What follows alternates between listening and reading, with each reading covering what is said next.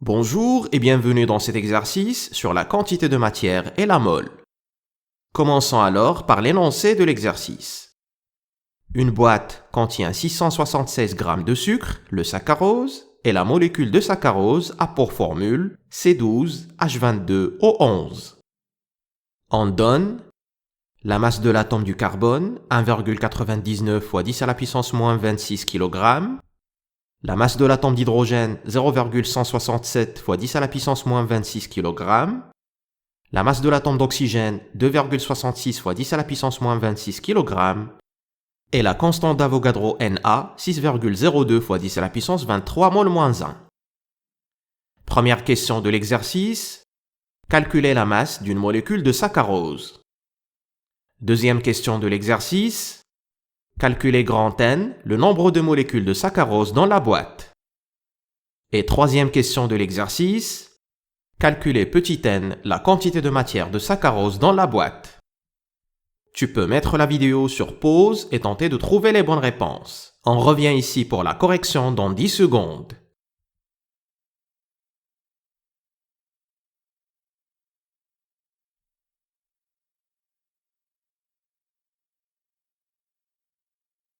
C'est parti donc avec la correction de l'exercice et on démarre avec la première question. On a la molécule de saccharose est constituée de 12 atomes de carbone, 22 atomes d'hydrogène et 11 atomes d'oxygène.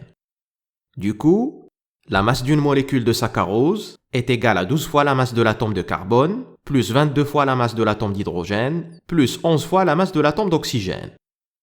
On passe à l'application numérique.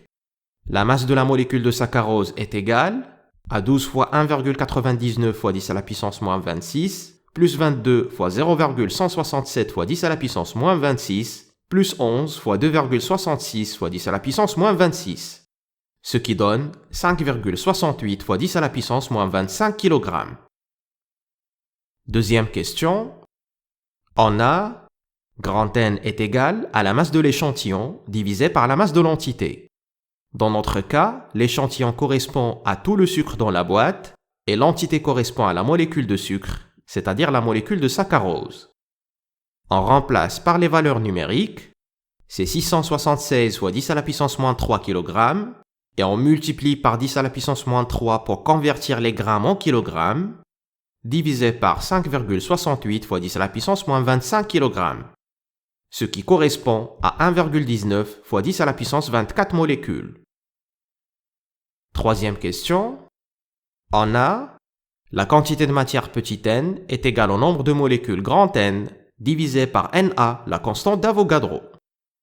On remplace par les valeurs numériques, c'est 1,19 fois 10 à la puissance 24 divisé par 6,02 fois 10 à la puissance 23, ce qui donne à peu près 1,98 mol.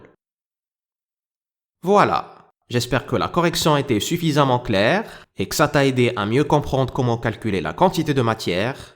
Merci, on se retrouve dans une autre vidéo.